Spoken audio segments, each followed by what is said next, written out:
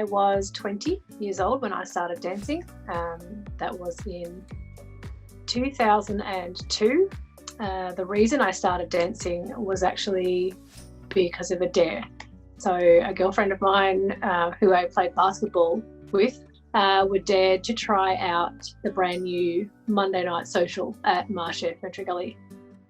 It was literally just getting off the ground, so I got roped into going along. So she and I turned up on a Monday night and we did beginner class, and I was really nervous and I wore jeans and sneakers and certainly wasn't expecting to end up where I am today. So there you go, I was 20. So yes, as I just said, I started at Marshare Frederick Gully in 2002 doing medals at the time. I used to get the little horse sashes and the CSTD trophies, and I didn't get into that straight away. I was just doing socials. I really enjoyed the socials and just made a lot of friends. So yeah, I'm homegrown Marshare Frederick Gully girl. I have not tried a lot of other styles of dance. I did a lot of gymnastics. I did a lot of karate, but ballroom is the only style of dance I've really focused on. I think what I love about it, as opposed to watching other styles and the little bit of other dancing I've done, is the fact that it's partner dancing. Learning the steps and making it work to music and being rhythmical and learning all the footwork and everything else that goes into it is hard enough, but doing that at the same time as another person, it's a massive challenge and it's a massive triumph when you start to make it work and when it starts to feel good. So that's what I love about it. So everyone's going to expect for me to say New Vogue, and while I do love New Vogue, it's actually modern. I've always loved modern. I've always enjoyed watching it. I find ballroom incredible. It's just the perfect mix of power and elegance. It's a constant contradiction, and my favourite dance in ballroom is actually tango. It suits me as a person. I'm not saying it's my best dance at all, but it suits me as a person. I like the power and I like the precision, and I like that there's no rise and fall, or not a lot anyway. I have always struggled with tango, but I love it. I really enjoy the tango rhythms and the tango.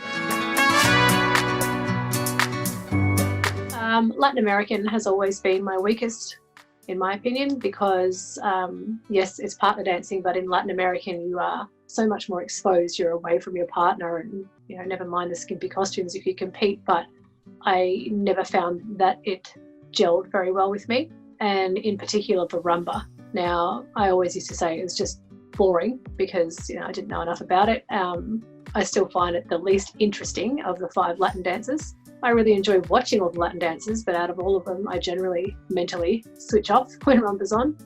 And as a dancer and as a teacher, I've always found that dance the most difficult to master. I always feel like a fish out of water trying to do that dance. I don't have the right mix of sexy and the leg action and the hip action. I know what needs to happen, but I've never, it's a do as I say and not as I do type of situation.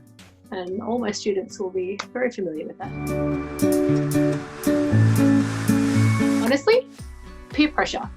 I spent a lot of my dancing career saying, I'll never do that. Oh, that'll never be me. I'll never do a medal. I'll never do a performance award. I'll never be a teacher. Don't be silly. I'll never. None of those things. And I ended up doing all of them. I certainly didn't set out to be a teacher, but the group of friends that I was with at the studio, that we were all sort of at the same level, everyone sort of moved into teacher training at the same time. So the little sheepy that I was just followed along. And here I am, almost 20 years later. As I moved through teacher training, I can remember being frustrated that we weren't taught from the beginning as students the way we were taught in teacher training. Now, I understand now that as a beginner, someone who's never danced before, it wouldn't work to be spoken to the way you're spoken to as a teacher trainer. And by that I mean the depths that things are gone into, the level of technique and footwork and all the different elements. As a beginner, you just need to know what foot you're on and keep your arms up and be in time. So I understand that it's not practical, but as soon as I started teacher training, my dancing seemed to make sense all of a sudden. Things started to fall into place. I started to understand more. I also started to remember.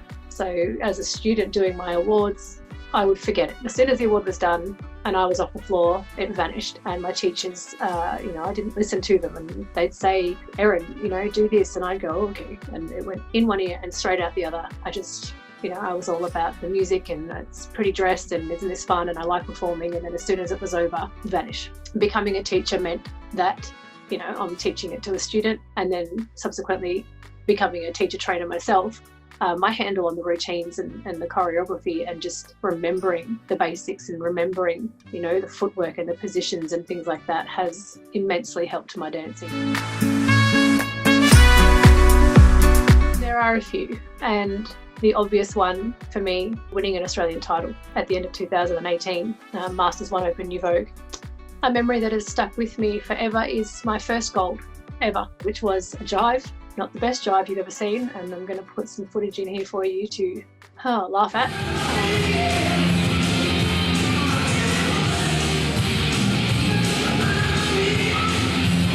It was so much fun. It was so exhilarating. I nearly didn't get to the end of it. Just, wasn't physically fit enough, and it was the sloppiest jive. And the song was great. And, I borrowed someone's Latin dress and I did my hair, and it was the first time I'd done anything like that after so many years of watching. I couldn't believe that I was doing it, and I was so thrilled and chuffed with myself for doing it. And I later found out that my now husband, Nick, was in the audience that night, and I didn't know at the time. And the other big one for me is dancing the Aussies in 2010 with Nick, pregnant with our first daughter, Megan. And I've got a photo which I'll put up in a second, and you can kind of just see my little baby bump. Yes, I sure did. I've been married to Nick now for probably 11 years this year. We've been together for 14. And we met at the studio. He originated at another marché, I think it was Heathmont, and came over. I met him, and I have to be honest, was pretty taken with him immediately, but he was not available.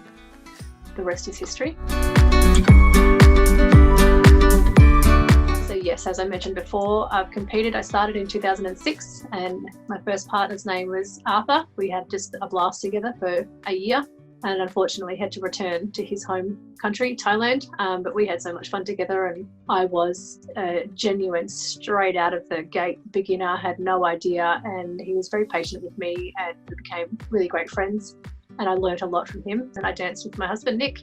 For a few years, we got married, so we had a break, and then we came back for another 12 months, and it was the best 12 months of our career, because for whatever reason, I don't know, something had switched in our minds, the pressure was off, and we had a really enjoyable 12 months together. And then yes, we fell pregnant, as I said before, with Megan.